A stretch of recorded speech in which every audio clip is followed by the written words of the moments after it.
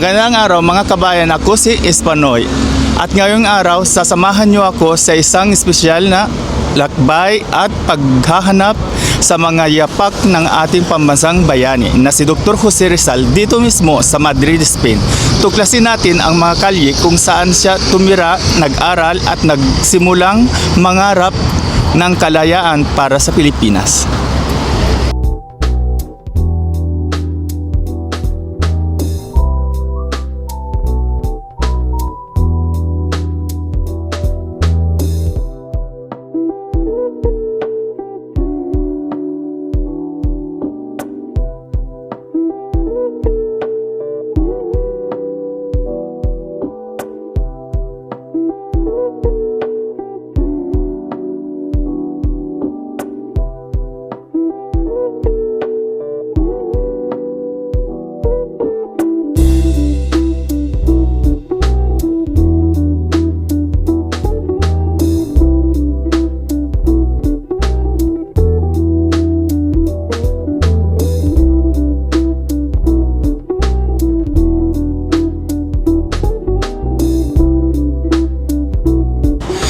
Dito nagsimula ang lahat sa bahay na ito sa Calle Amor de Dios 1315.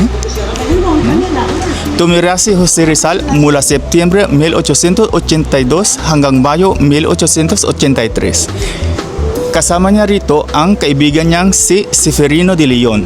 Simple lang ang kanilang tirahan, pero dito unang nabuo sa isip ni Rizal ang ideya ng pagbabago.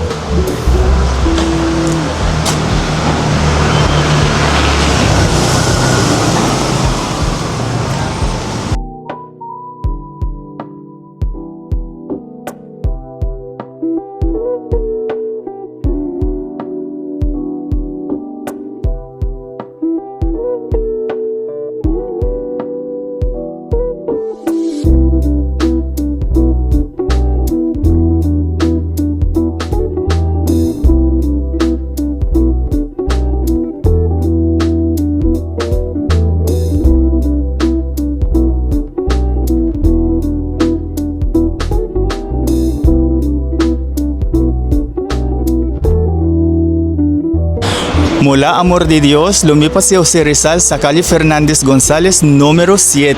Noong Mayo hanggang Hunyo 1883, maiksi man ang kanyang pananatili dito siya lalong naging aktibo sa mga talakayan tungkol sa reforma at edukasyon. Sa tabernang ito, dito pumupunta si Jose Rizal kasama niya ang mga kaibigan nila dito at dito sila nag-uumpisang magtalakayan sobre sa mga politika.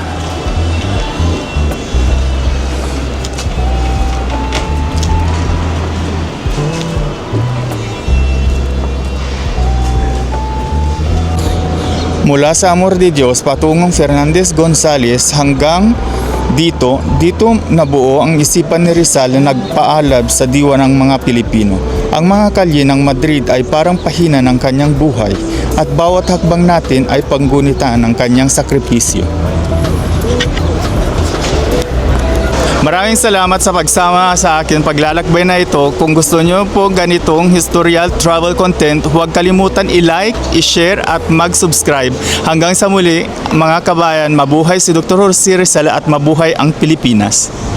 Habang nilalakbay natin ang mga kalsadang ito, nararamdaman ko ang diwa ng kabataang Rizal, puno ng tapang, talino at malasakit.